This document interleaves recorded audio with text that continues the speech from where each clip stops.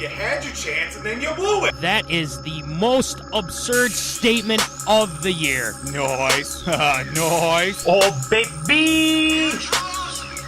I'm in my zone, I'm feeling it.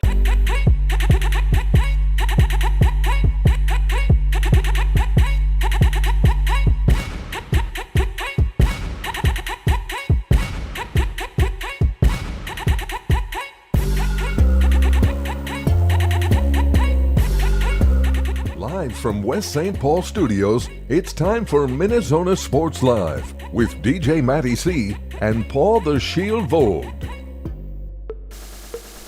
And this is MinneZona Sports Live. I want you to tell everybody that we back up. Yes, episode 245, 2 weeks. I've gone by, it feels like a month, but guess what? We are back, and I am your host, DJ Matty C, a.k.a. Matt Callahan, a.k.a. Callie, a.k.a. Matty C, etc., etc., etc., and all the way in Granite City Studios in St. Cloud, Minnesota, a ball of old. The Shield. What's going on there, Shield? You know, you say it's been like a 2-week layoff, and I almost completely forgot how to do this whole thing, just having to remind myself, oh yeah, we're actually doing the show this week and having to do a few things to get prepared for the program. And, well, lo and behold, here we are, and looking forward to another great show as always. You know what? It is good to see you again, and it is time to keep you updated on what's going on. To be honest, you know, there hasn't been a whole lot as opposed to, you know, there's been NBA free agency, NHL free agency. The Twins are playing. The roller coaster that is the Minnesota Twins. They are playing right now against Chicago. So the Chicago Cubs, that is. So we'll keep you up to date with that too. But tonight, we've got a lot to talk about with Hot Take with Byron Buxton going to his 4th All-Star game and participating in the home run derby. Congratulations to Buxton. He's been healthy. I can't believe I'm saying that. I'm knocking on wood, or as I say that. Yeah, seriously. And it's great for him, man. I mean, he's been the bright spot of their whole season, I feel like. And he's played out of his mind, and that's what we want to see from a guy that we pay a lot of money to. So good for him. We'll talk about that. And then we got to talk about this specifically. The Wolves made some moves. They made sure that they kept their core intact. Juliusrandle is back, which we feel good about. Obviously, the Wolves, I thought, were going to go get KD. That wasn't the case, but they did the second best thing in bringing guys back. And who could forget? our 5-year extension man, that being our tribal chief, Nazreid is back, baby. Let's go. Nazreid, our tribal chief. Acknowledge your tribal chief. He is back in Minnesota. We are happy about that as well. We got to get into that. There's been some discussions about another Suns player that could be in Minnesota, so that's on the docket as well. And tonight we're doing some table topics. We've compiled a list of questions that you can answer and Voldy will answer here tonight. You guys will, I think, will like these because I went through them. They're pretty cool. So, yeah, ARA. We got KD. We're talking about the big trade. Phoenix trading KD to the Houston Rockets, and we'll talk about the details of that. And then Jonathantoews, he's going back to Winnipeg with the MinnePegJets. Not here in Minnesota. Voldy, I assume you're pretty happy about that as well. So we'll talk about that, see how that goes for him. And NHL free agency. There's a lot of madness happening right now. A lot of teams making moves. Surprisingly, the Wild have been pretty quiet, which is kind of disappointing. We'll talk about that as well. And then the Steelers making the big trade. Jalenramsey is going to Pittsburgh. Apparently, guys past their prime are going to Pittsburgh now. I don't know why. We'll talk about that. And then to round things off, the WNBAallstar draft. It is Caitlin Clark versus MVP. That is Nafisa Collier. We'll talk about that as well. And to end things off, Shield shoutouts, baby. We can't forget about Shield shoutouts. Voldy's got a plethora of Shield shoutouts tonight. And before we get into Tater Tot Hot Take, if you've been following the socials media, a couple updates before we start. Couple things. Let's start off with the unfortunate news, and then we'll get to the good news. So the unfortunate news is that we have been temporarily maybe banned from Instagram. Yes, I know. It's ridiculous. Weird. I don't know. So I don't know what we did. I honestly don't know. So we're asking Instagram, like, what did we do? We haven't done anything wrong. So if you want to complain to Instagram for us, feel free to do so. So we got that. But the good news, we are, working on getting it back. And we should. We damn well better should, because we got a lot of great content on there. And to get to the very good news, 5-year anniversary shorts, baby. Let's go. Yay. They are available. Make sure you go out, buy them. It gets shipped right to you. You don't have to go through us. You don't have to deal with all that. You can just buy it. And the store closes on July 28th. So make sure that you get your order in before then, and then you can get your MinneZona 5-year anniversary shorts, because it's perfect for this time of season. It's July, baby. It's just after the 4th. It's hot out there. Yeah, we got you your shorts. So, anyway, with that being said, Voldy, it's time to get into it. It's time for some Tater Tot Take.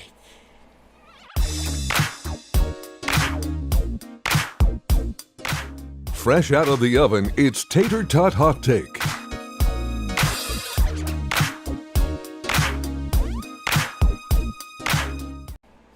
All right, it is time for some Tater Tot Hot Take. And you know who's been really hot and out of the oven? That is being Byron Buxton. Like we said to start off the show, Byron Buxton is headed to his 4th All-Star game, and he's participating in the Home Run Derby. It's been a while since we've seen a twin in the Home Run Derby, if I'm not mistaken. The nice thing about this is that there have been a lot of negative things said about the Twins. I mean, I've contributed to that, obviously. We both have. But the bright spot of this is Byron Buxton is a reserve, unfortunately. I wish he was a starter. But he'll get a couple of bats. Hopefully he can get a couple hits, maybe hit a home run. That'd be great. Win the home run derby. Why the hell not? Give Twins fans something to look forward to. So, Voldy, I asked this of you and to the zoners as well. Byron Buxton has, shown that when he is healthy, he is one of the best outfielders / baseball players in baseball. With him having all of this success, and I'm knocking on wood as I'm saying this right now, do you think that he will have a even better second half or almost as equally as good? Or do you see this injury waiting to happen? What do you think, Voldy? I really don't hope it is going to be the former compared to the latter. I mean, we're starting to get into kind of uncharted territory a little bit with Byron Buxton being as healthy and as consistent for the Twins this season, especially with how well he is, really played. And obviously that has earned high regard for him being named the All-Star team and, just throwing himself in there as well for the home run derby. You'd like to see him win, but at the same time, you hope he doesn't take too many good swings that'll help hurt the Twins in the second half, because sometimes you see how the second half for a player that participates and even wins the home run derby could hurt themselves a little bit swing-wise in the second half of the season. But you look at how things have really turned out for him this season. Again, this is really kind of almost unprecedented. This is kind of what the Twins have wanted from Byron Buxton ever since they first called him up and actually got him to the major leagues. But it's been inconsistencies with staying healthy, staying in the lineup, hitting, and obviously staying healthy in the field too. But overall, I feel like we're at a point now where he's starting to make a little bit more of those business decisions when it comes to, obviously some of those great, spectacular plays that he's still making, but he's not just running with reckless abandon and, trying to make every play and just worrying about the repercussions after. And the production from him overall has been solid enough to at least keep the Twins a little bit more active, I would say, especially in some of the tough losses that we've seen, and at least from the overall losses. But for Buxton, I think, we're at a point now where it's pretty much we're playing with house money for him, especially as we head towards the All-Star break. Well, for one, as we both have kind of, said, is that the guy's got all the talent in the world. It's just he can't stay healthy. And right now he is staying healthy. He is making those business decisions, as you said, too. Now, I'm looking at his stats, and it's like he's hit the ball into play, and obviously base hit. He's had 74 base hits, 19 home runs, and 52 RBIs. He has 15 stolen bases. That is something that we want to see year in and year out. Now, I know it hasn't worked out like that these past, bunch of years for him. But it's always a good sign when he's playing well. The rest of the team usually does play well. Now, he can't control the pitching issues at all. I mean, he's not he's not throwing the baseball. He's not the catcher. These injuries that have happened to the pitching staff has just been awful. Exactly. And you can point the finger wherever you want. At this point, are the Twins winning games? Just barely. They're not even above 500. And Detroit has pretty much been running away with this, and they have. I think they've got a couple guys going to the All-Star game, if I'm not mistaken, with Baez and Green. So, I want, Twins fans to understand that there's probably nothing going to happen this season, and don't expect anything at the deadline, for instance. But I think this begs the question, Voldy, and I want your thoughts on this too, because I've been kind of seeing it, but it hasn't been as people haven't been talking about it as much lately. But people are wondering if the Twins are going to be sellers here at the deadline. And do you think Buxton is on that list to be traded to in order for the Twins to kind of, revamp this roster? I mean, at this point, if it were me, I really wouldn't put him out there because he's playing really well. I'd say look at some other guys. What do you think? I mean, if you are going to be sellers at the deadline, I think with that contract that he now has, that could deter a few people from maybe looking at that, unless the Twins are just going to have to eat the majority of that contract, if not all of it, and hope to get something solid in return, if not a couple of players, a couple of prospects for sure in the long run for the trade for Byron Buxton, if it so happens to be there. But I just feel like that's definitely one piece you want to center yourself around in the lineup for the Twins. And if you get rid of that, I feel like if you get rid of Byron Buxton, you're definitely setting your team back, setting the Twins back at least 3 to 4 years minimum before you can find another top tier caliber player to man center field as well. I know they tried with Royce Lewis at center field. That didn't work out. He is an infielder, and he should stay in the infield for sure. But, I've seen crazier things happen with the Twins and ultimately trying to fill that center field role in the past. But they definitely need – I would say that they keep Buxton, but being sellers at the deadline, it really all comes down to how the next couple of weeks after the All-Star game really come down. Because right now, I think the Twins are, 2.5 games out of a wild card spot right now? I believe I was watching the game last night. It's like 2.5 games, if not like 2 games out of the wild card. It could be 5, I think. I think the Red Sox were 5 games out of the wild card spot. But I know the Twins are close. I think they're like the first team out of the running of that final wild card spot. So if they find a way to get hot in the second half and definitely get some of those injured starting pitchers back in the second half of the season, I think that they can make a run. Will they be buyers at the deadline? Most likely not, because that's not the Twins' MO in the past. They're going to try to win with what they've got, and they could very well be the next couple of weeks after the All-Star break. They start, if they are below 500 out of that 2-week stretch, could very well be sellers, and we're starting to look towards 2026. So, just to confirm, yes, the Twins are 4 games out. 4 games. The Red Sox are a game out from Seattle. Is kind of where we're at, yeah. Gotcha. So, as it stands, I mean, it's neck and neck. I mean, you got the Angels there.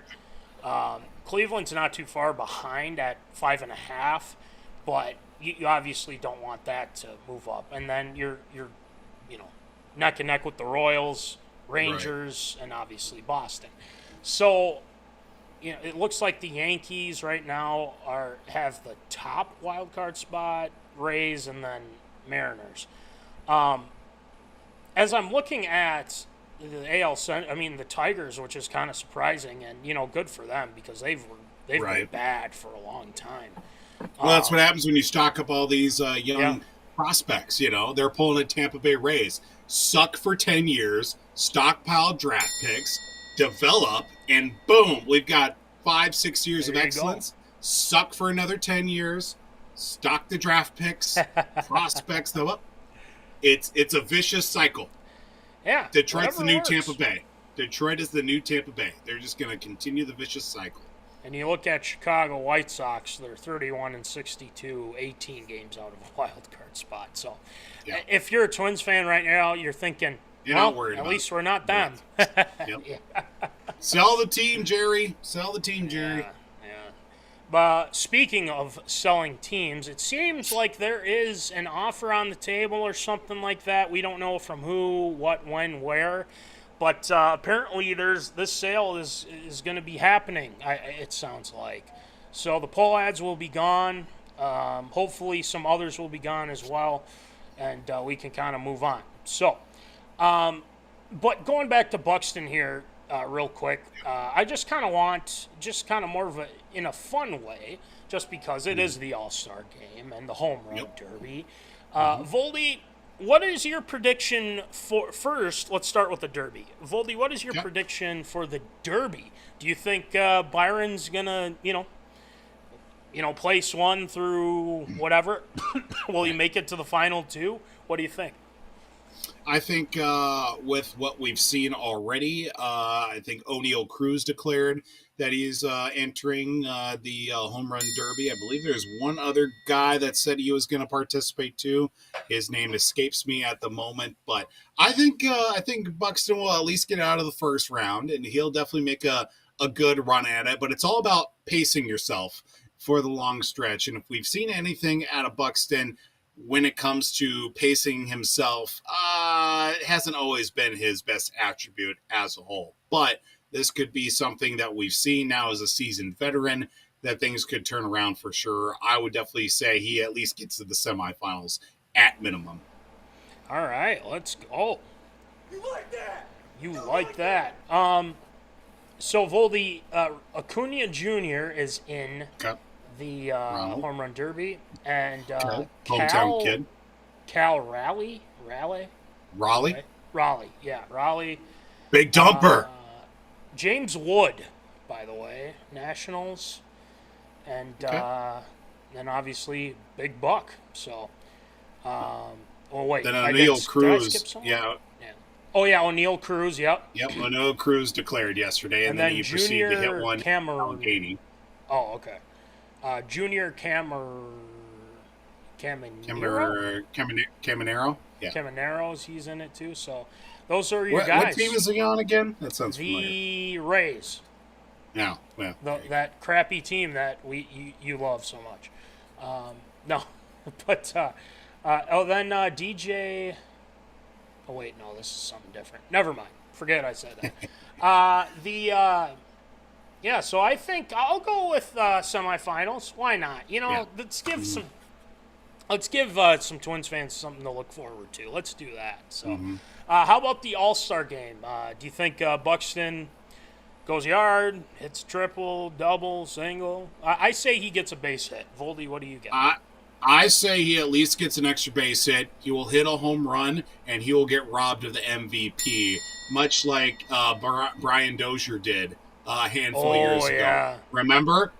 Yeah. Hit was it Dozier or there was a Twins player? No, it was Morneau, wasn't it? No. This was like 3-4 years ago. Else. Hit the go-ahead run. It was a 2-2 ball game. Guy hits a home run, takes the lead, and I think Giancarlo Stanton hit a home run as well. Yeah. He gets the MVP.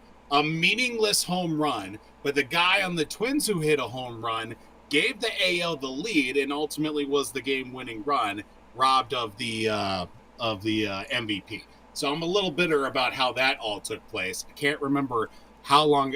This could have been like 7-8 years ago, but I feel like it was a little bit more recent than that. I mean, it could have been Dozier, Polanco, could have been a Rise. I think. I don't that might be. That's another one. Robbed of home run ball, getting stuck in target. Wait, no, that's something different. Yeah. We'll figure it out.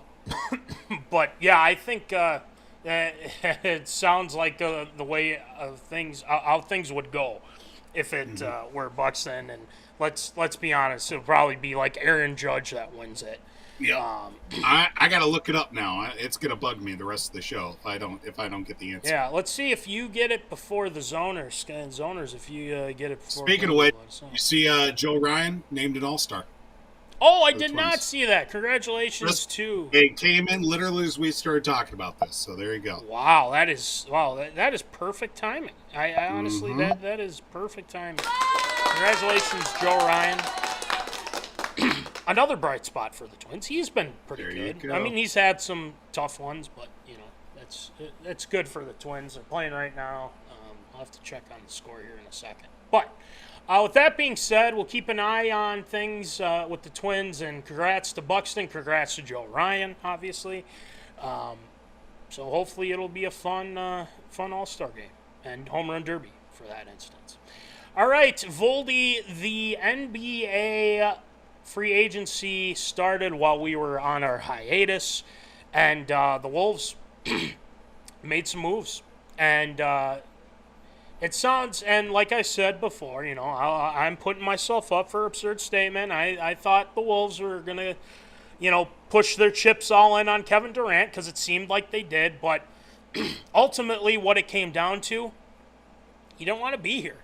And if he doesn't want to be here, then plan B. I don't want a guy that's not motivated and not wanting to be, a part of this to win a championship. I say fine. Then we're moving on to, as Coach Belichick once said, we're on to Cincinnati. So that's kind of how I look at it. But what the Wolves did is they brought back some of our guys that we have adored. I mean, honestly, these two guys that they extended, we've been very happy with. Julius Randle signed $100 million contract after our tribal chief, which is Nazreid, acknowledge your tribal chief. He got 3 years, $100 million contract, baby. So the Wolves, and like we talked about, Voldy, here on the show, if it came down to it, we said sign Naz, sign Julius, Naz the odd man out. And guess what? They did exactly what we said. So that might be up for most approved statement. Nickeil Alexander-Walker, a.k.a. Nah, going to Atlanta. Good for him. He got the bag. So good for him. Good for him, though. So Julius Randle, and then our tribal chief, Nazreid, 5-year, $125 million deal to stay in Minnesota. And there was a possibility. They were trying to do a sign-and trade with the Wolves, or Nazreid, and the Suns. Apparently the Suns were big with Reed. And, they said, the Wolves were like, nah, he's staying with us. So we're good with that. Voldy, your thoughts on the two extensions? Do you like it, not like it, or do you love it? I mean, you have to love it for our tribal chief. But what do you think? What do you got? No, I was definitely all in on our tribal chief returning home and staying truthful from the very beginning of when we brought him in and that great run that he had in the Summer League with the Timberwolves and almost winning a Summer League title with the T-Wolves in his first year. But the way that he has progressed all the way up until this point, with ultimately, of course, winning Sixth Man of the Year, becoming an integral part of the team, and obviously back-to-back Western Conference Finals appearances. Great to see that and being locked down for sure. I definitely was a fan of that move. And then you get Julius Randle, 3 years, $100 million on top of it. I mean, that is definitely a statement signing right there, I think, for the Timberwolves in saying that we're going to be locking things up here, especially with the new ownership, because shortly after the new ownership came out and was officially announced, they go ahead and lock up Julius Randle with that too, and then you get Naz locked up for 5 years, 125. Definitely is setting the trend here that, the Timberwolves are definitely going to go out there and try to get the guys that they need. Would just like to see them be a little bit more active free agency-wise. You move some of these young guys out, unfortunately, not really get a whole lot in return for them with, Nickeil Alexander-Walker moving on to greener pastures. Best of luck to him in his future. But I would certainly like to see here with, the offseason's kind of still in its low peak, if you will, to, really start to pick things up here for the Timberwolves, especially if they want to be taken seriously in the Western Conference. Well, I like this because this is this was the plan B that, they went with. And it's smart because now you don't have to worry about if Durant's here for the right reasons and then you lose depth.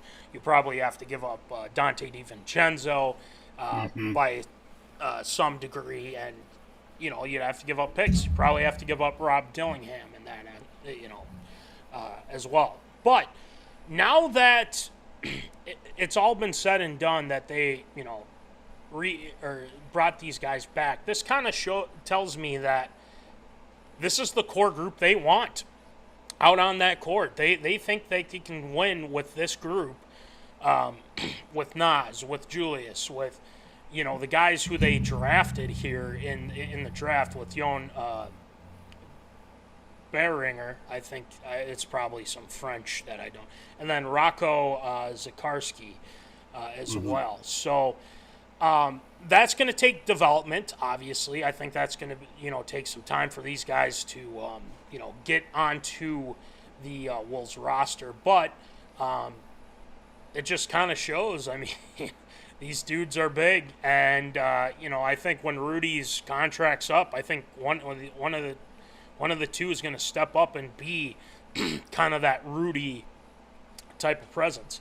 So I like it from the perspective that they didn't have to give up a lot. I know that they wanted Durant, and it seemed like he wanted to come here when they were at the trade deadline, and he was open to that idea of coming here. Then I don't know what changed. I don't know why he was the way he was with this situation. He's like, I don't want to go there. It's like, well, it's cold. And if you give me it's cold there, all this other garbage, like, just relax. You're playing inside. You don't have to stay in Minnesota the whole time.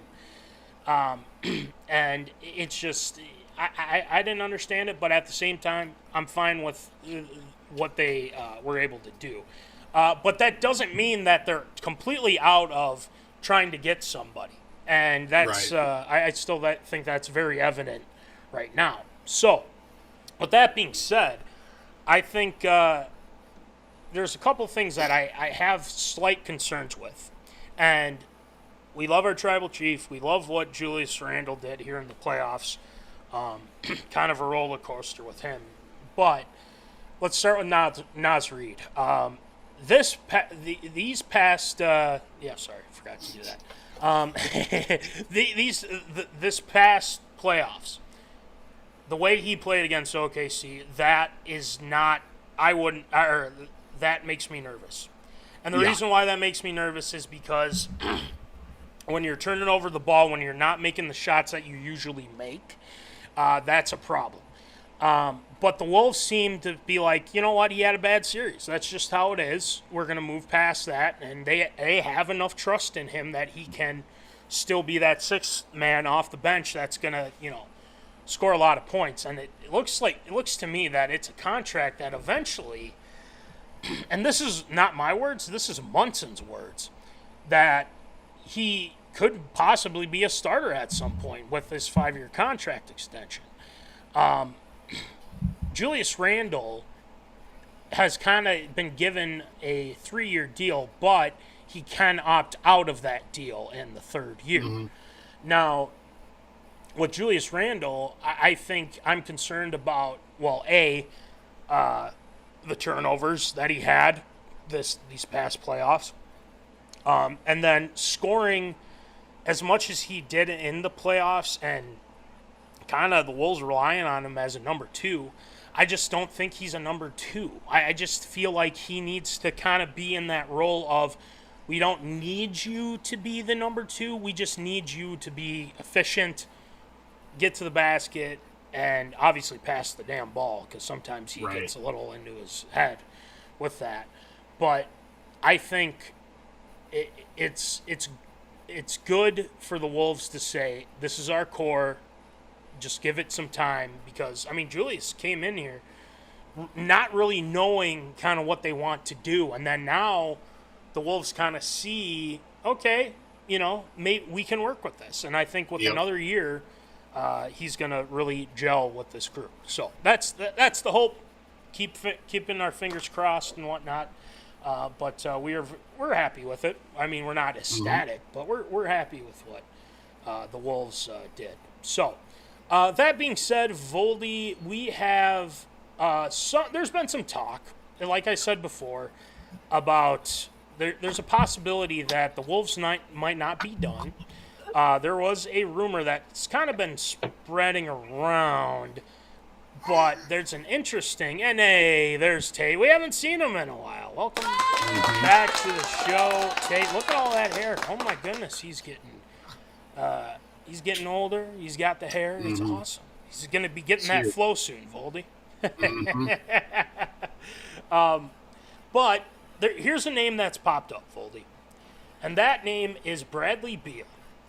Bradley Beal has kind of been linked to Minnesota. It sounds like he might it's more likely he'll be a Clipper, but it's an interesting thought of bringing in a guy like Bradley Beal that could, obviously he's a scorer, he can hit his shots, and pairing him with Ant I think would be awesome. But maybe they need somebody to kind of fill that void of Nikhil too, just kind of coming off the, well, he wouldn't come off the bench, but just kind of adding another, body that can score, and maybe giving Dillingham some, some more minutes, and kind of learning under a guy like Bradley Beal. So, Voldy, do you like the idea of the Wolves maybe kind of making a push for Bradley Beal? What do you got?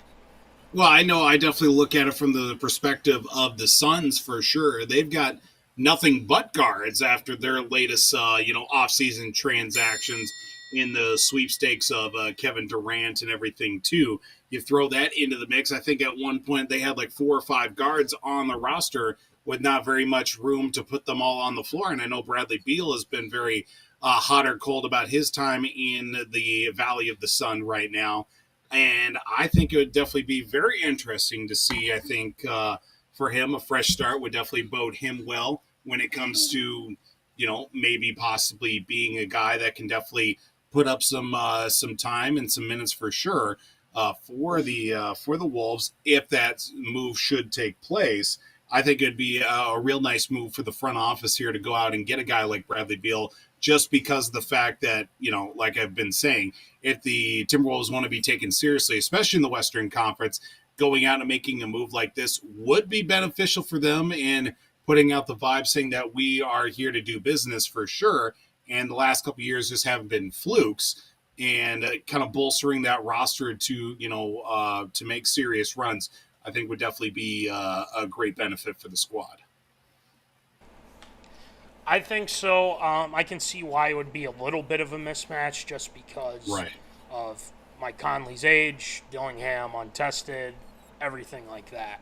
But, I mean, I wouldn't be opposed to it, and because you add another scorer that you don't have to sit back and think, oh, man, if he doesn't hit and everything. But he's pretty, reliable. And I think, not having to rely on Julius as much, not having to rely on guys like, our point guard position. We wouldn't have one true point guard right away. Maybe Dillingham can, develop into that during the season. But, I mean, he's untested, so that's a big question.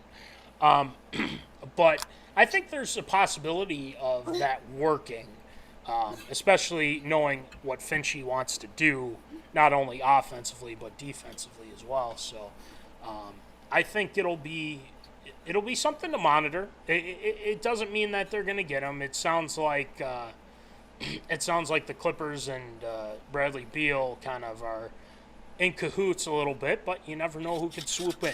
So that's kind of how we see it, and it's kind of how Durant kind of got with Houston, and I think that's all signs were pointing to probably Minnesota and some other stuff too, but I have no idea.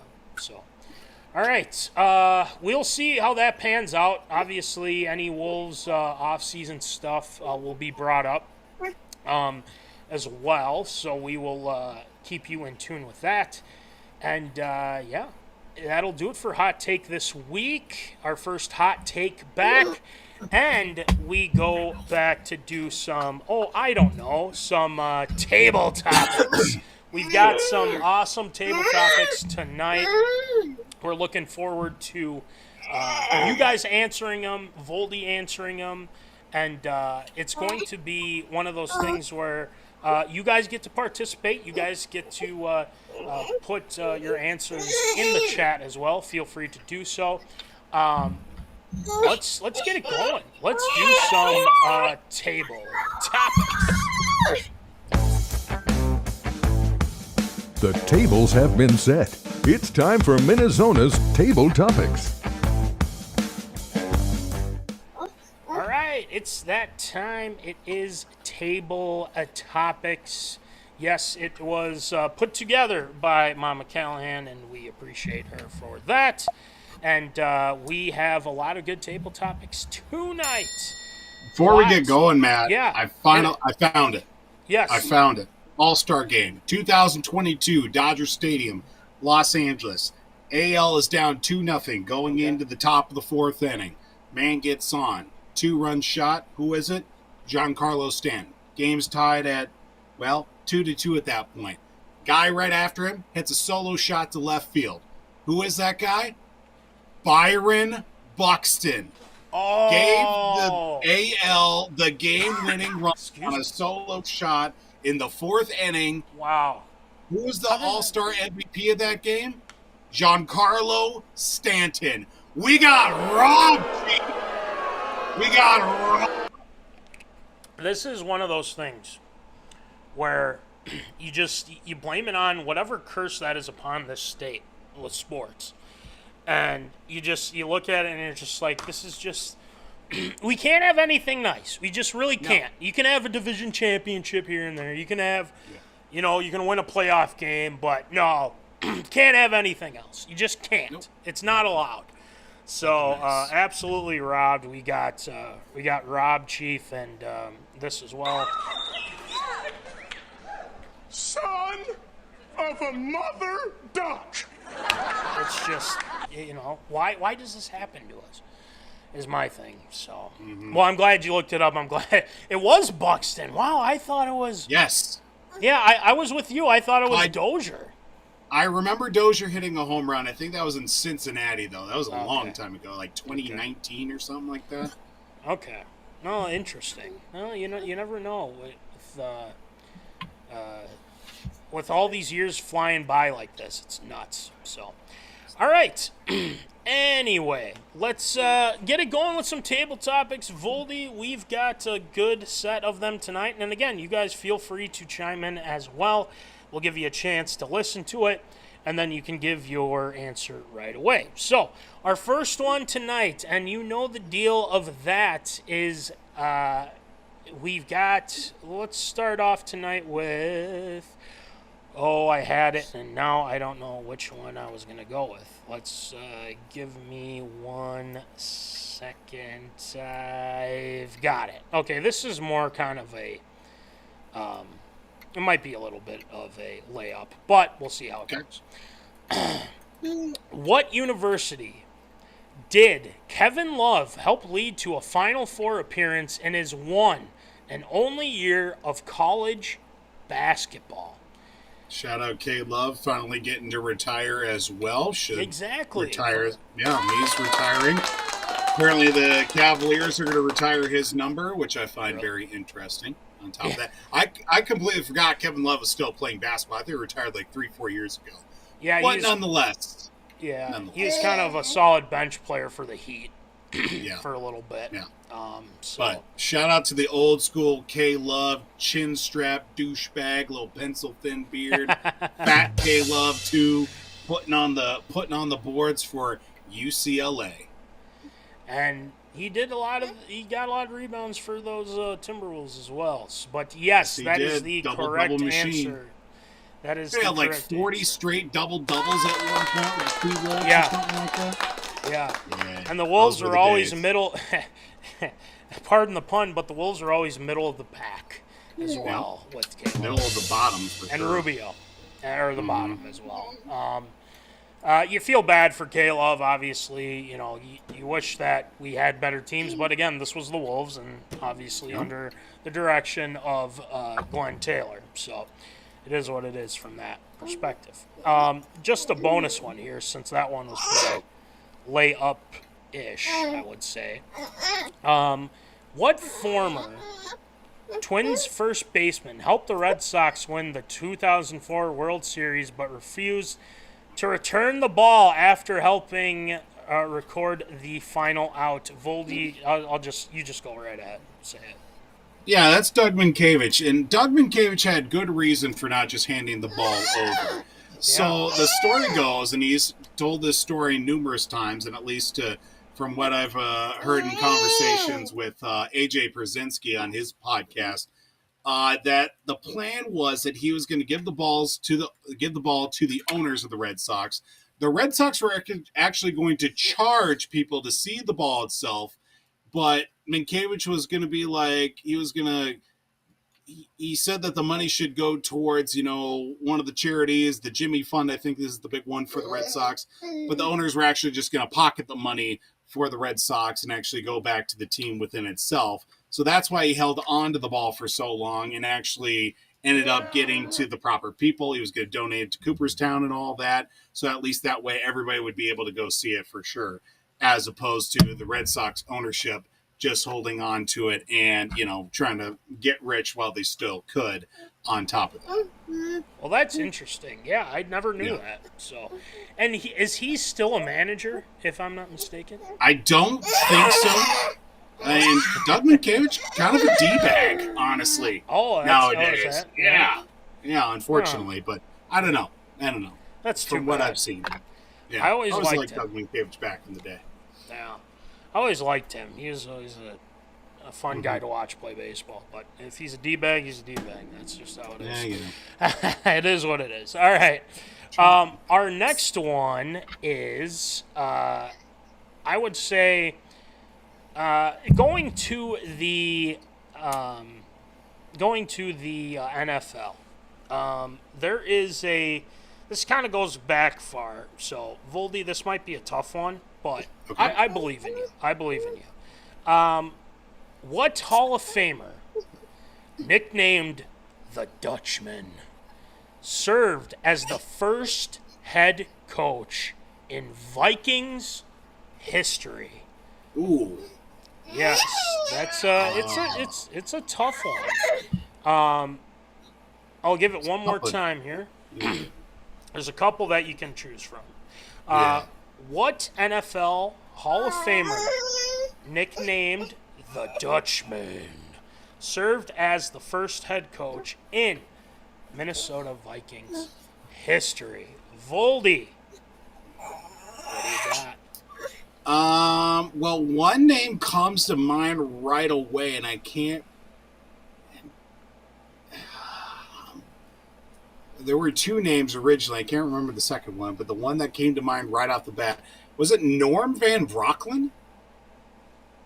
That is correct. Yes, Norm. Fun fact as well, very first Minnesota Vikings game, not played in Minnesota, believe it or not. That is correct as well, yes. Mm-hmm. And can you tell those owners where that was? Oh, I have broadcasted a few football games from said place. That would be at Howard Wood Field in Sioux Falls, South Dakota, against the Dallas Cowboys back in the day. The Dallas Cowboys are the hated Dallas Cowboys for that matter as well. So that was very good. I that's tough because you don't, when you think first Minnesota Vikings head coach, you think Bud Grant, right?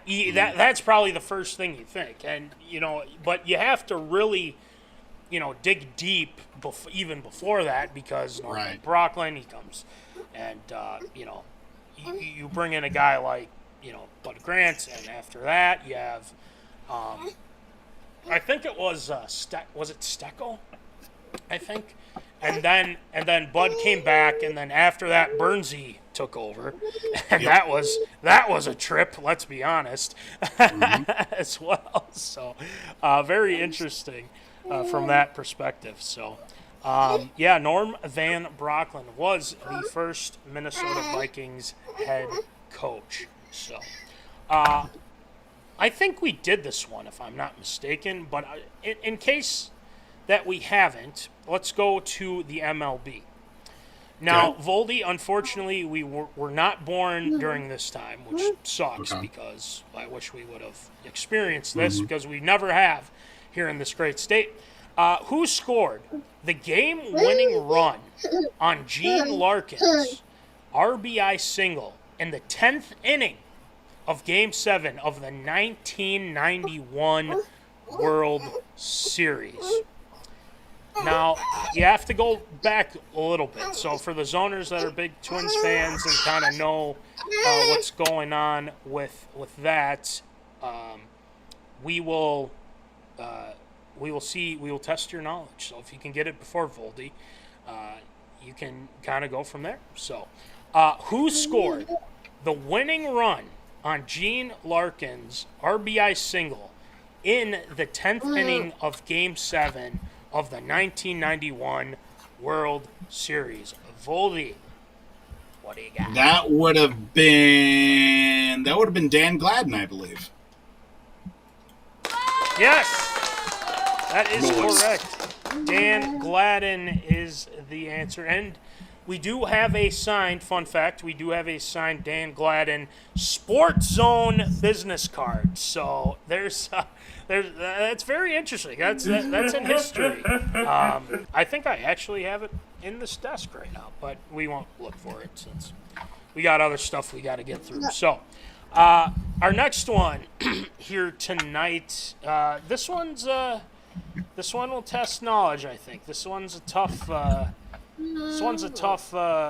one here, I would say. So there's been a lot of, stadiums and arenas and things like that at the University of Minnesota. But what University of Minnesota sports venue was used in the filming of the 1978 film Ice Castles? Very interesting. I've never heard, I didn't even know that was a thing at all. I didn't even know there was a movie called Ice Castles in 1978. I've heard of it. You've heard? Oh, okay. Well, Sadly, I've heard of it. Sadly, I have not, and I'll have to look it up after this. I'll give you the short synopsis of it. I've never seen the movie, but I know what it's about. Figure skater girl, top of her prime or whatever, gets in an accident, ends up blind, has to relearn how to ice skate or figure skate or whatever, ends up becoming a winner or something like that. That's what I basically remember from the synopsis of the film. So. Okay, gotcha. I believe that's what it is. Yeah. Again, you didn't miss much. You didn't miss. All right, fair enough. So what University of Minnesota sports venue was used in the filming of the 1978 film Ice Castles? Voldy, what do you got? I have no idea. I'm going to take a shot in the dark here. I'm going to say was it Mariucci Arena?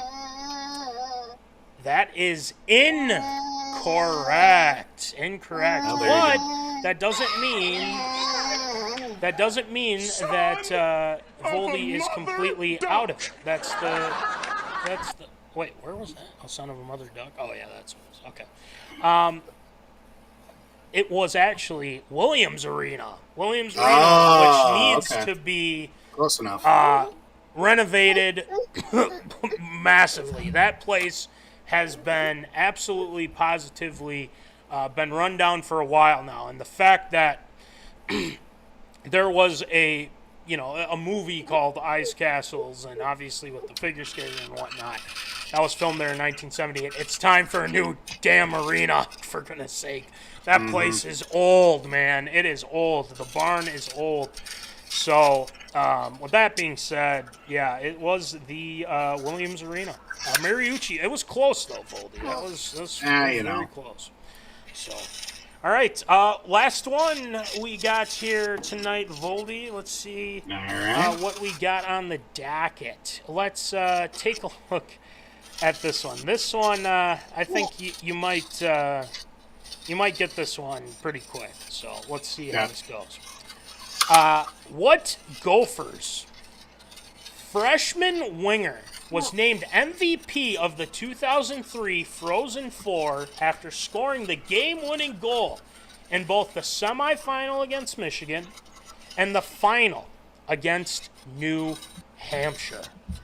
Now, I know the Rodents, the Gopher hockey team is a team that you don't really like, and that's okay. But let's test your knowledge here.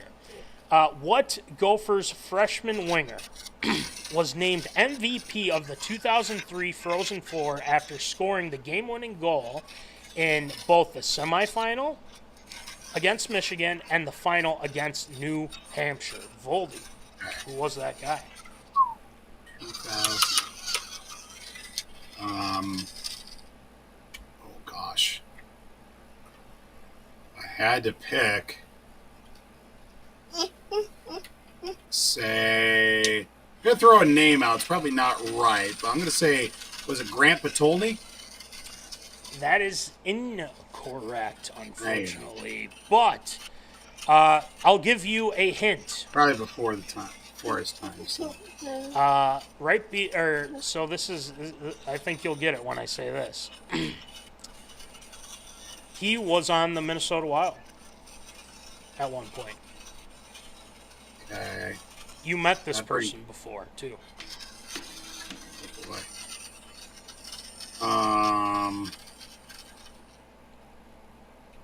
Oh God. Oh God. Tomas Vanek. That is correct. Yes. I hate my life. I hate it. Hate it all. Ah, yes, Tomas Vanek. Tomas. It's Bastard. yeah, he's it wasn't Phil the Thrill, at least. It wasn't Phil the Thrill. That's true. But yes, your guy, Tomas Vanek. And yes, Voldy ended up meeting Tomas Vanek, and obviously Years ago, and he was on the Minnesota Wild, and we thought he was the missing piece. Unfortunately, didn't pan out the way that the Wild were hoping, but it is what it is. Voldy, you want to do a bonus one? Let's do a bonus. Sure. Why not? The Minnesota Vikings. What outspoken punter from 2005 to 2012 set the Vikings records for season and career punting average? And I'm just going to say this once, just because I think you're going to know who this is. So, Voldy, go ahead. Chris Kluwe. Yes, that is correct. Chris Kluwe. The dude played was ahead of his Guitar time. Hero. Yeah. Yeah, was way ahead of his time. I think if he was dropped in today's NFL, he would have gotten canceled, but at the same time would be a media darling. Chris Kluwe walked so Pat McAfee could run. Yeah, there you go. I'll put that out there. I'll put that out there. Yes, that's good. I don't mind that. That's a good. And everybody, for crazy. lack of a better term, everybody knows who Pat McAfee is. Whether Yes. you love him or you hate him. I love Pat McAfee. I listen and watch his stuff all the time too. Chris Kluwe walked so Pat McAfee could run. That's right. There you go. We could send this into them, and then they'll talk about it. Absolutely. Absolutely. Well, I just remember, and I don't know if you remember this, but I think it was shortly after his time with Minnesota, he went on a rampage of ripping not only Leslie Frazier, but Rick Spielman, a lot of other guys too, coaches and things like that. And I remember he went on. He hated Mike Prefer. Yeah, Prefer. Yes, Mike Prefer. That's right. So I'll have to look that up. I forgot what he said. He's called somebody a bigot or something like that. I think it was Prefer. Yeah. Was it Prefer? Yeah, that sounds about I think so. Okay. So we will, I'll have to look that up. That was crazy because he went on K-Fan when that happened. He was like explaining what was going on and things like that. So hopefully he's doing well. I thought I saw something like he was like, I don't know if he was in politics or something like that or whatever it was. I don't know. But anyway. I always remember when the Vikings got Donovan McNabb and oh my God. And Kluwe had the number 5, but McNabb wanted the number 5. I remember there was a whole thing. They had a sit down conversation. Here are the terms and conditions for you to have number 5. Kluwe said he had to have 5. That McNabb had to do 5 mentions of his band. There was something else. There was a donation to, I think, his charity, and then had to buy Chris Cluey an ice cream cone. Those were the three conditions or whatever. God. Crazy. He's, oh my goodness. I don't know why I remember that of all the things of Chris Cluey's career, but that one's kind of stuck out a little bit. Yeah, it was just how bad McNabb was. Oh my God, he was terrible. Ugh. Yeah. I don't even want to think. Then he ended up in Washington. You know. Yeah, it was crazy. All right, well, that'll do it for this round of Table Topics. Great job, Voldy, with that, answering and whatnot. So we have a lot for ARA. We got the KD trade. We're going to talk about that. We've got jonathantoews heading back to Winnipeg with the Jets. NHL free agency madness. We will talk about that. And the Steelers go out and get Jalenramsey, Mr. Trash Man himself. And to round things off, the WNBAallstar draft, Caitlin Clark versus MVP. So we will talk about that as well. Let's get it going. What's up? Absurd or approved? It's time for everyone's favorite segment, Absurd or Approved.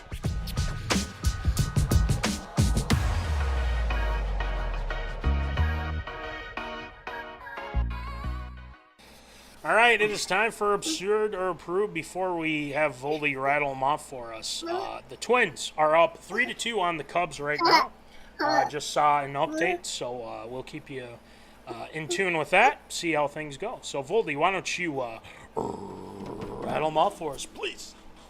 Well, in one of the big blockbuster moves to open up the free agency period in the NBA, of course, is happening well before, or at least during our time away. The Phoenix Suns agreed on a trade sending 15-time All-Star and multi-time NBA champion Kevindurant to the Houston Rockets, but also got quite a bit in return for him, including the likes of Jalen Green, Dylan Brooks, the number 10 pick in the draft that was taking place at that time, and also 5 second-round picks for the Phoenix Suns that did go into their favor. Now, with all of that being taken into place, of course, with Durant, a bit of a lackluster tenure in the Valley of the Sun, and also for his time in Phoenix, is it absurd or approved?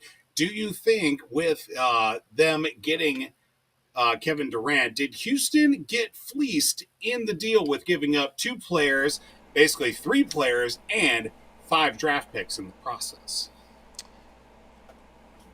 I'm going to say yes. It's got my stamp of approval. And the reason why I say that is because, and it's not a knock against Kevindurant. I really don't think that, I think he's going to be good for Houston Rockets. I just don't think he's going to bring them a title. They still have some pieces left from that trade, but I think a lot of their success came from Jalen Green, and unfortunately, I'm not a big fan of Dylan Brooks, but he's a very good defensive presence. And giving up a lot of those picks, too, I feel like was a lot to give up. And I think when you're dealing with a player like Kevindurant, especially when he's older, he's coming off a injury as well. He had the whole torn Achilles tendon and all that stuff too. I mean, it's happened.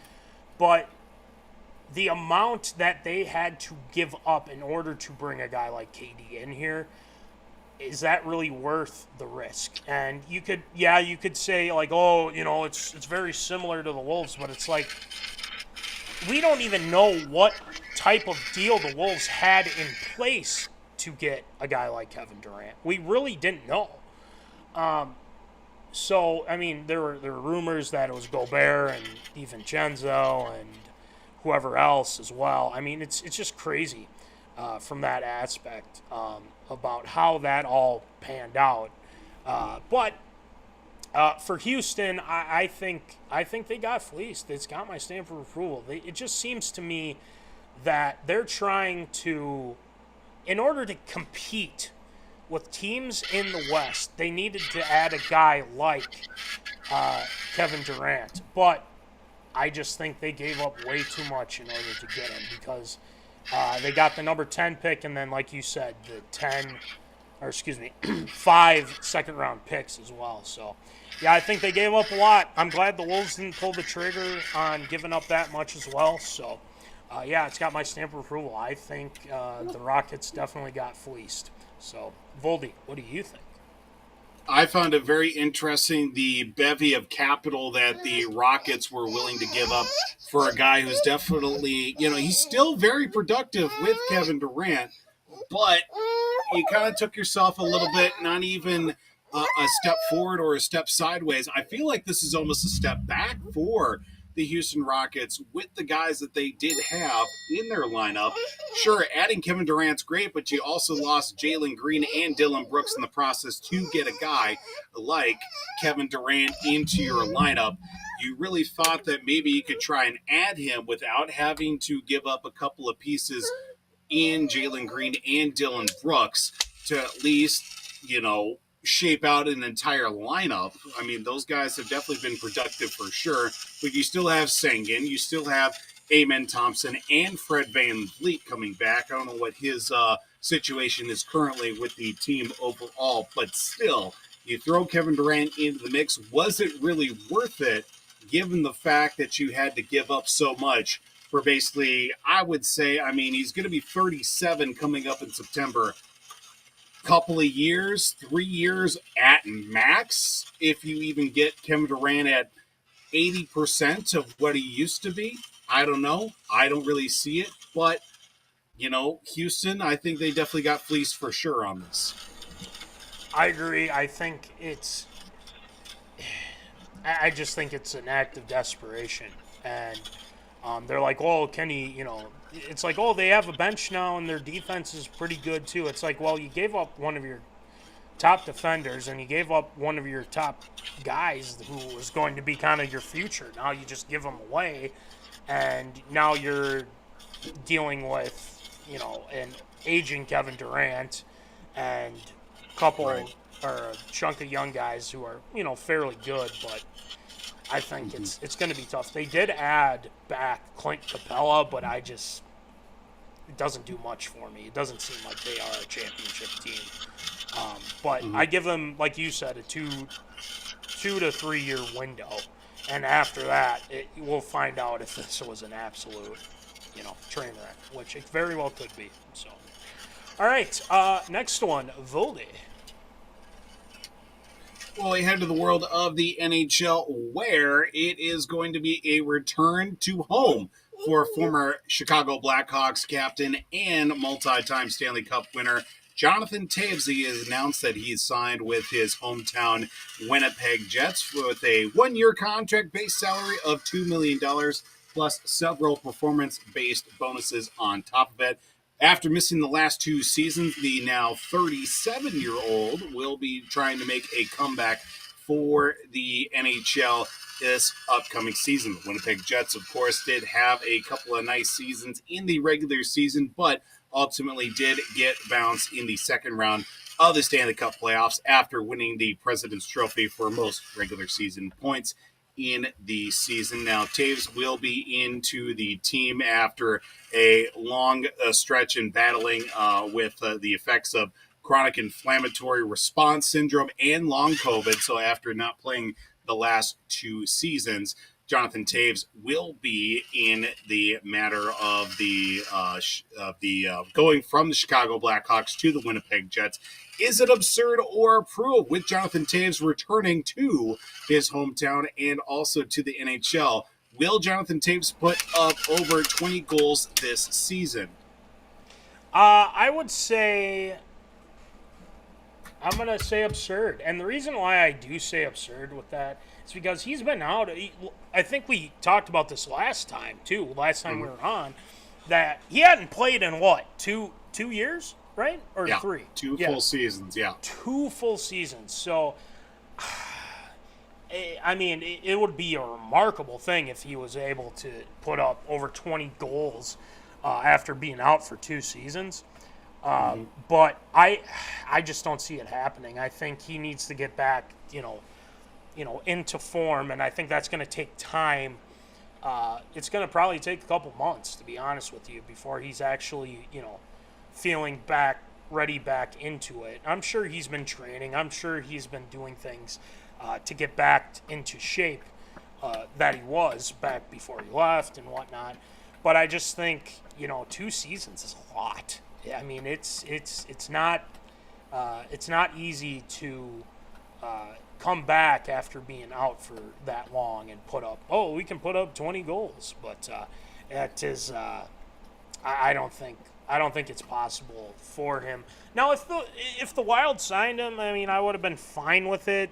It just seems to me that trusting a guy to put up a lot of make an impact and whatnot, I think it's a little much. But it's good for him. He's with his hometown team. He's able to get another shot here, and hopefully he can do something. But I'll give him like 13. I'm gonna give him 13 goals or something like that. He'll have a bigger surge here, probably the second half of the season. So I'd say absurd. I think he will put up a little bit under. So Voldy, what do you got?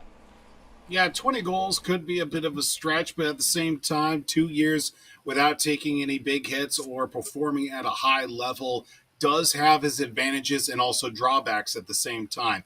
Could be a big benefit for a guy that is trying to work his way back to that elite level of where he once was, but is he going to return to that same level? I highly doubt that.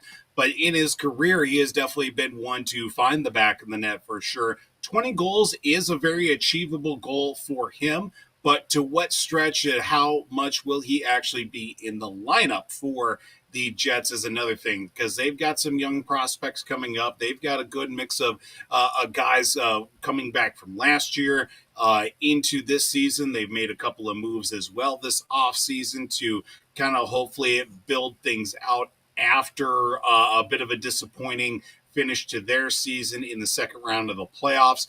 But I could definitely see 20 goals out of him, just hopefully that he's at least a constant enough factor in the lineup for them to at least be considered, worthy of continuing to play. So I'm going to say approved. I think he could definitely get 20 goals for sure.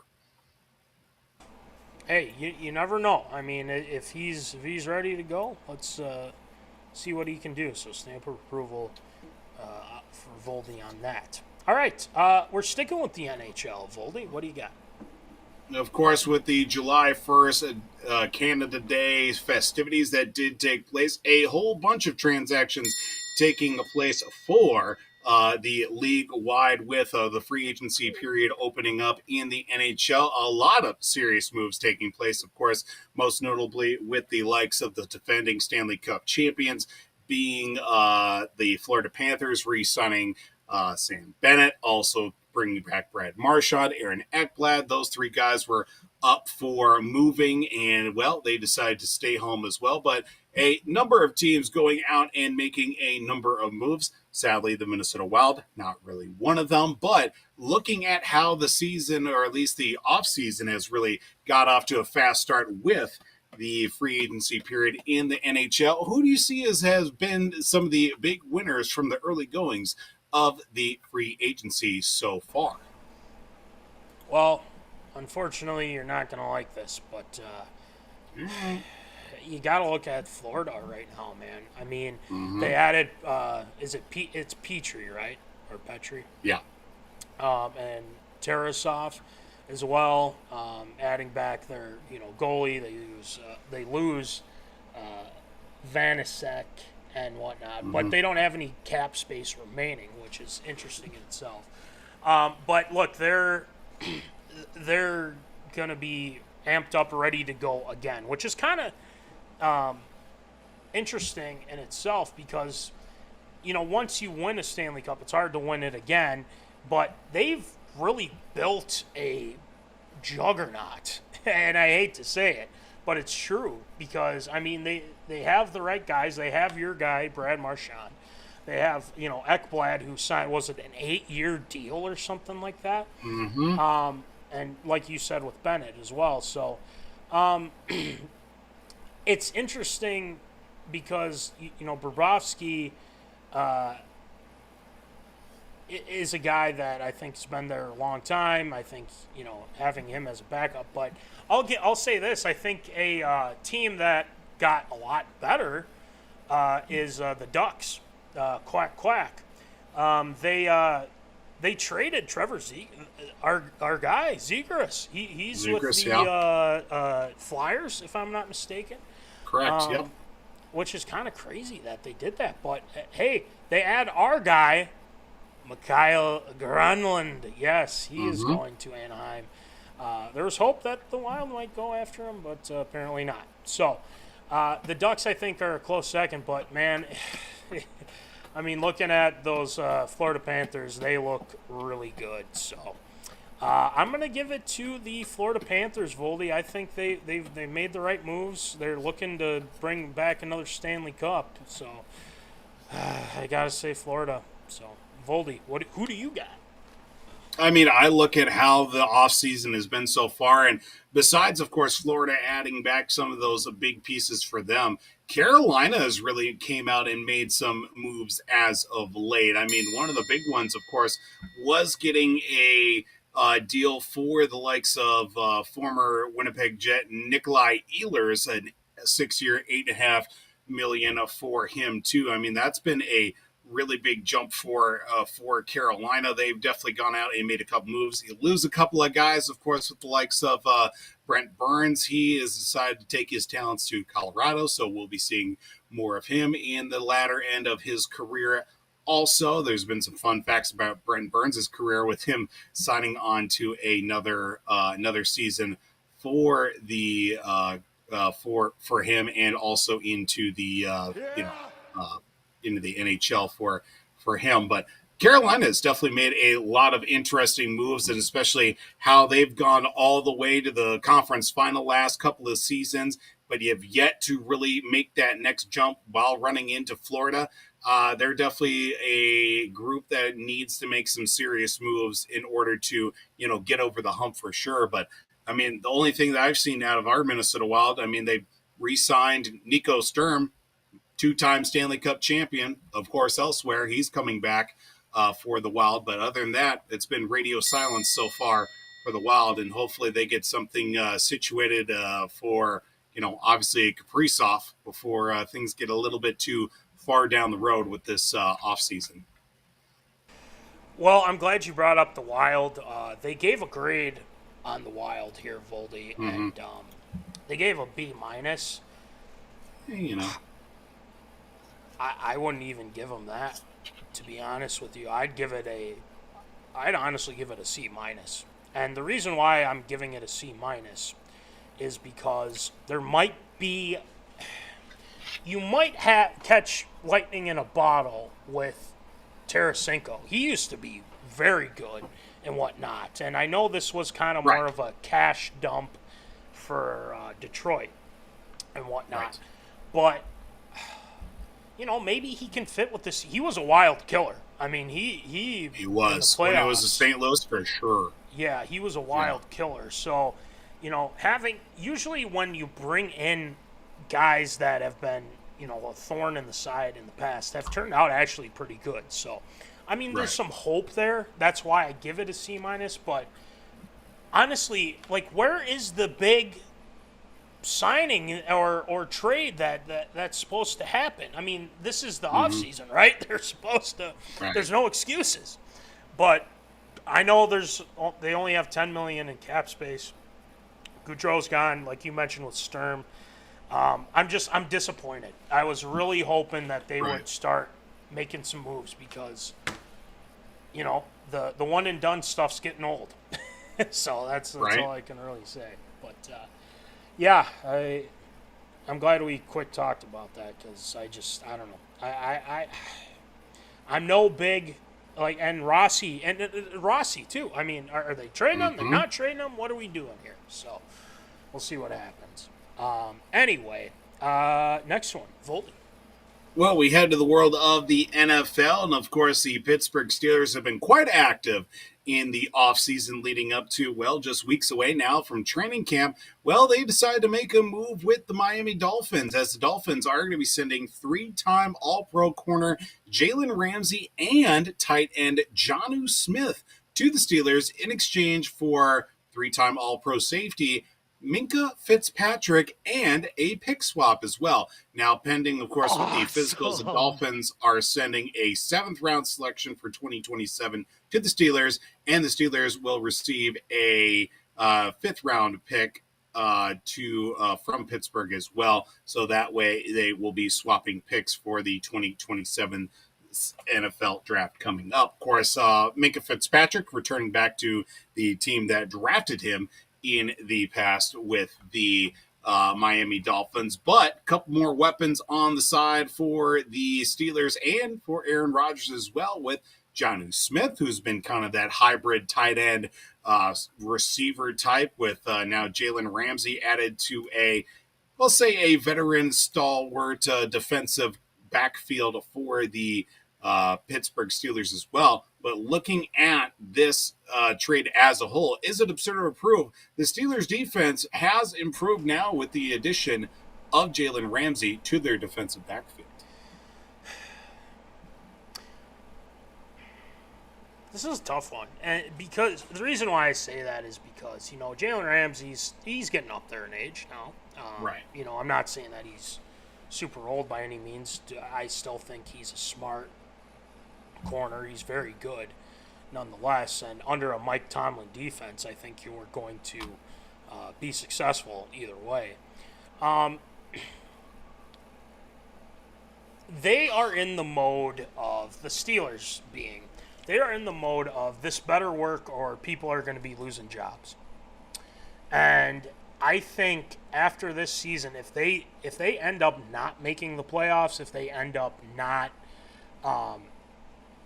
going far in the playoffs, I think they're going to start to think about maybe going in a different direction, because heads will roll.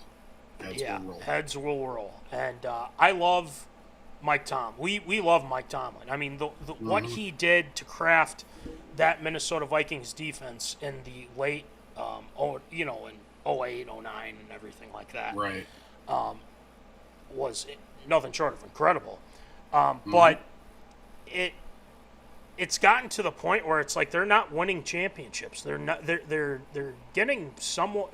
They're getting to the playoffs, but they're really not making a whole lot of noise. They haven't for a long time now.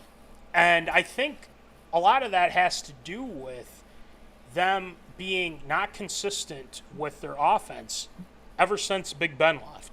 I mean, they've been piss poor, for lack of a better term. Their defense has been great. It's like any time you play the Steelers, their defense is going to be fine with Mike Tomlin and these guys and whatnot. But does it make them better? I think a little bit, but Minkah Fitzpatrick was very good for the Pittsburgh Steelers. He was a ball hawk. He was a guy that was very good for them. And I think them, going for another corner with JalenRamsey, and they reworked his contract, but he's getting paid more. So I'm glad that this team up here didn't take that bait. I know there's kind of been some links to that and whatnot. I'm glad that they didn't overpay, because I still think corner is somewhat, and we'll talk about this once training camp kind of gets going too, Voldy, when the Vikings start up, is, where they're at with the DB positions and whatnot. But as for the Steelers, to answer your question, I would say I give it my stamp of approval, but I still think they're an aging defense, and I think we said this before. They're an aging defense. Their offense hasn't been efficient, and yeah, they got Rodgers back there, but you have an old ass Aaron Rodgers, and he looked old last year for sure. But the Steelers defense, I would say they've improved, but I just don't think they're going anywhere, especially in that division. That division is tough. Cincinnati, Baltimore, I know Cleveland really is a mess over there, but their defense is still something to be reckoned with. So, yeah, I say it's got my stamp of approval, but not by much. That's all I can really say. So, Voldy, what do you think?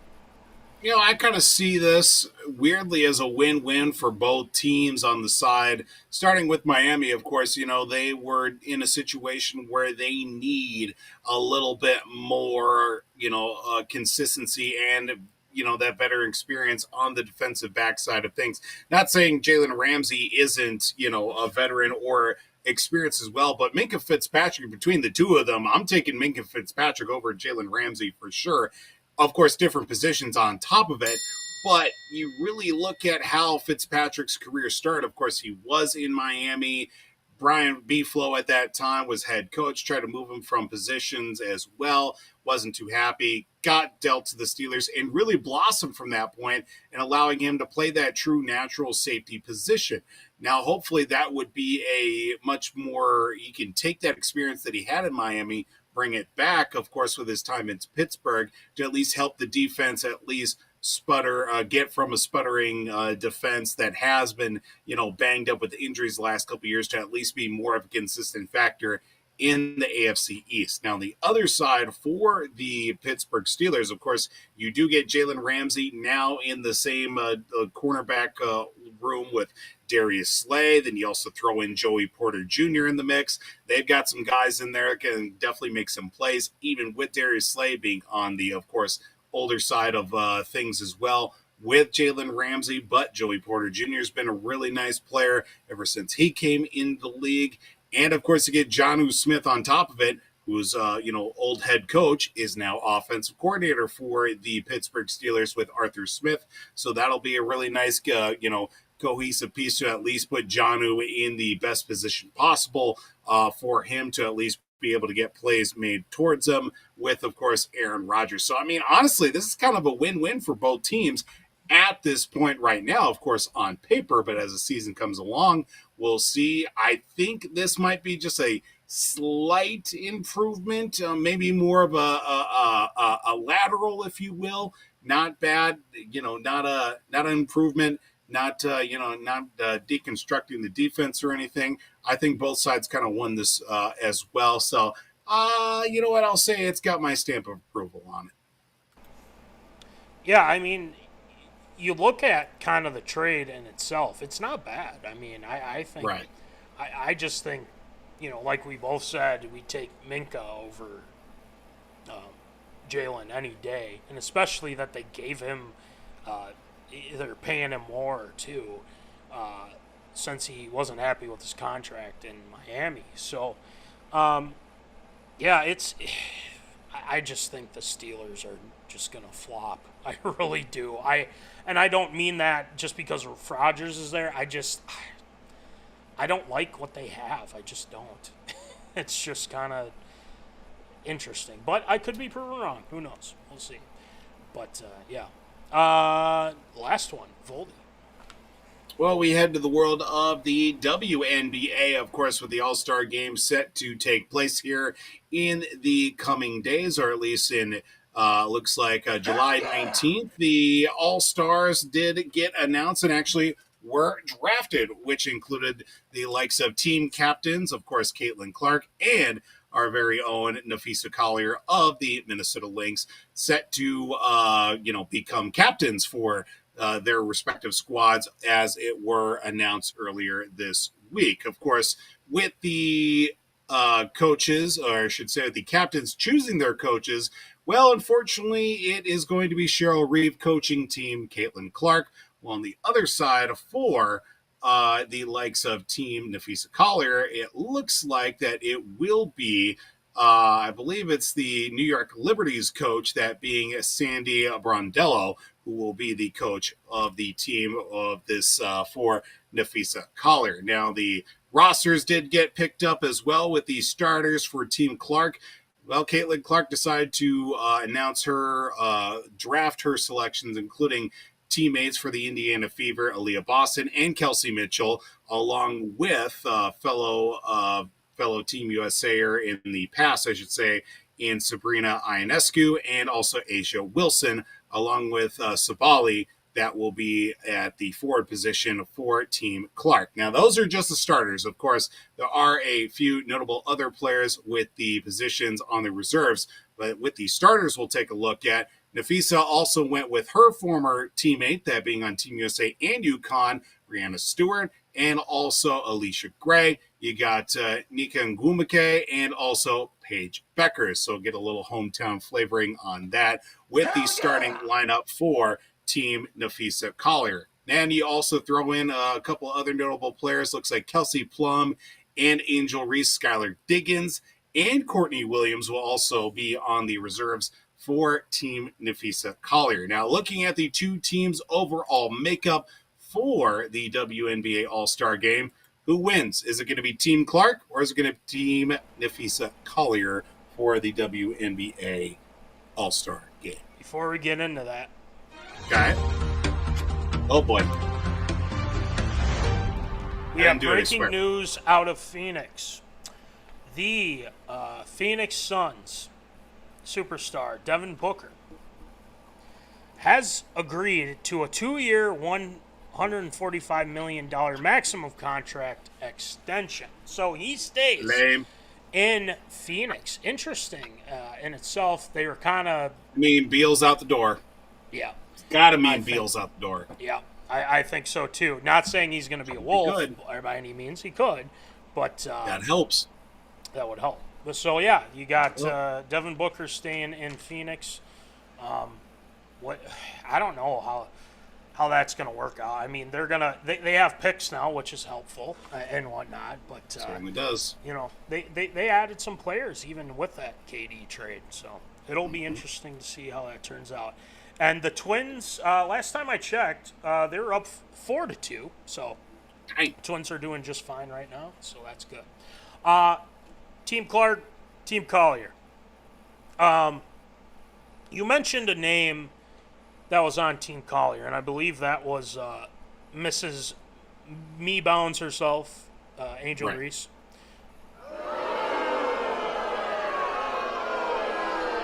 She only gets to play like 2 minutes. That's kind of that's the deal. Absolutely. Anyway, you know. Obviously, you have the connections there with, Caitlin Clark, Minnesota. She loved the Lynx growing up, all that stuff. But then you got M. I keep saying N. Why do I say that? MVF Nafisa Collier. Of course, I'm going to go Nafisa Collier's team. Of course, I'm going to go that way. They got Kelsey Plum on the team. I think that'll help them. I like the way that they've that she drafted this team. Unfortunately, she probably was forced to take Mrs. Me Bounds herself, that being Angel Reese. But it's neither here nor there. Courtney Williams is on the team, which is great. Having another Lynx player on the team definitely helps. But I'm gonna go Team Collier just because you got to rep the home team, and I think she strategically drafted this right, and and it's no beef against Caitlin Clark.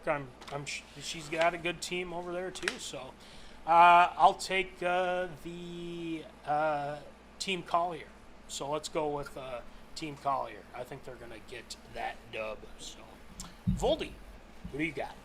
I think the bench alone for Team Collier, I don't think they beat Team Clark, but they would definitely get real gritty and definitely make it a hard-fought battle against the starters for Team Clark for sure. I got Team Collier in this one. I think just with the overall makeup on their side, I see a lot more grittiness out of Team Collier as opposed to Team Clark. I think with Caitlin Clark's squad, she's still got great playmakers on her side with their starting five. But I think on the other side with Team Collier, there's a lot more, not just, obviously point getters, but you got some role players in the mix there too. You got a little bit of grittiness. You got a little bit of fight. You got some gals that can go out and get buckets. You got gals out there that are going to go get some turnovers and, fight for the ball as well. Give me Team Collier for sure. Just going to be a sad disappointment when it's Cheryl Reeve not getting the win here for the All-Star game for sure. Yeah, I know it's tough, especially you flip coaches, all that stuff, and it is what it is.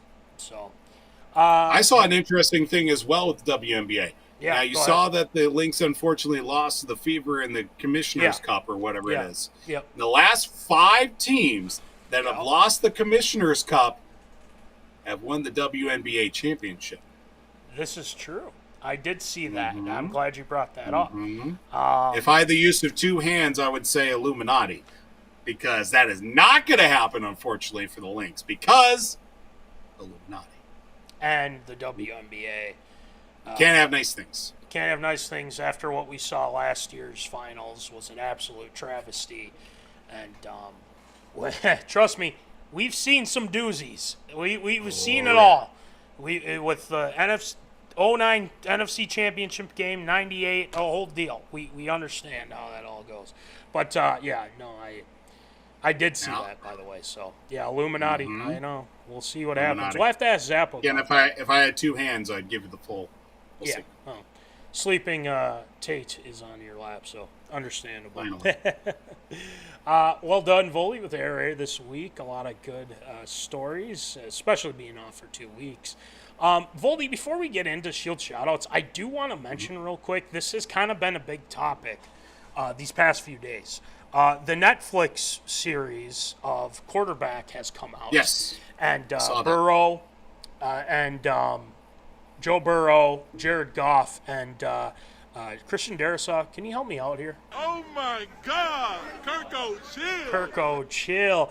Voldy, I quick want to ask you, just because, we got a little bit of time, but I'm just curious your thoughts, since we probably won't have time next time. But Kirko Chains said some interesting stuff in that in the series. He said that if he knew that the Falcons were going to take a quarterback in the early rounds, that would have affected his decision, and he didn't want to leave Minnesota, apparently. What are your thoughts on that? I mean, ultimately, too little, too late. I can see him being kind of blindsided by that and, being misled. But you have to look at the situation as a whole. For the Falcons, you're signing a guy fresh off an Achilles injury. You don't know if he's going to be 100% ready to roll right off the bat. Same thing that the Jets had to deal with Aaron Rodgers. Now, that quarterback class last year, as stacked as it was going to ever be. I mean, 6 of the top 12 picks were quarterbacks in that first round, including which, of course, our coming starting quarterback in J.J. McCarthy. The Falcons need to make a move. It's either you would have done it this year or you would have had to wait at least 2 years for a next stacked quarterback class, because we saw this past quarterback class less than impressive, unfortunately, for the sake of, beyond Cam Ward and, of course, the downfall of Shadur Sanders. But looking at the whole, I can see how he feels misled, but from the side of the Falcons, they had to get while the getting was good and at least set themselves up for the future. And the Falcons, they played it pretty well, I feel like. But I can understand how if he would have known that going into said negotiations with Atlanta, saying, hey, we're going to be picking quarterback in the first round, be like, all right, cool. What are we doing, Minnesota? Are we going to run this thing back or what? So I understand his hurt feelings, but at the end of the day, still a business. You're right. I mean, that's kind of the thing here, is that, it's still business. We get that. But I also, the Vikings were never going to give out a 4-year deal to him. No. There was no rhyme or reason to do that. I wouldn't do it for a 3-year deal. 2-year, I think we could make something work.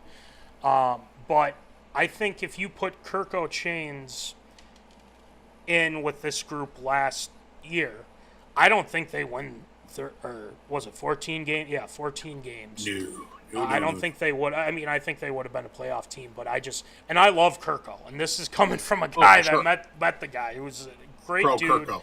Love Kirko. We love. We are a pro Kirko Chains podcast. We are. We very well are. But I just don't see that happening. I think with Darnold, you caught lightning in a bottle and went from there. So Yeah, I just wanted to quick bring that up before we do Shield shout-outs. Just wanted to get your thoughts on it, Zoners' thoughts on it, the whole deal. So, all right, let's get it going then with some Shield shout-outs. Shield shoutouts.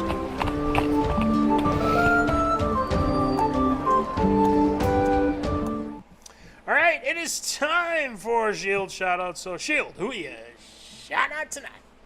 Well, we sent to the world of the NBA, and we have to send a Shield shout-out to Minnesota's own Chetholmgren out of Minnehaha Academy, and, of course, out of his time at Gonzaga, winning an NBA championship with the OKCThunder a couple of weeks ago. So congratulations to him. And also on top of that, to Mr. Oklahoma City Thunder, that being Nickcollison, former player from the Seattle Supersonics, and also making that transition to the Thunder, for whom he is the only player to have his number retired by the OKC Thunder. Won an NBA title as a special assistant to the executive vice president and GM Sam Presti. So Nickcollison is a NBA champion after seeing it, the downfall of the Supersonics, all the way to the rise of the Thunder, and now an NBA champion.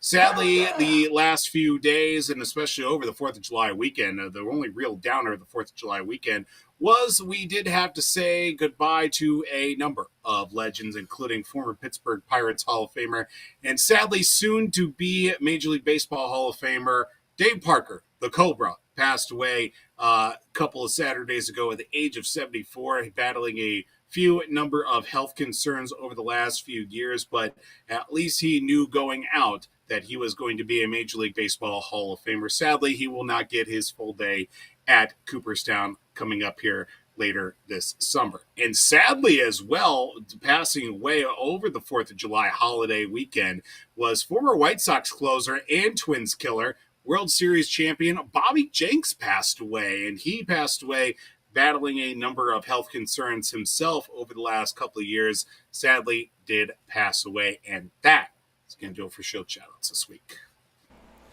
Yes, very sad on both accounts. I remember bobbyjenks back in the day. He was a Twins killer for sure, and whatnot, and Dave Parker.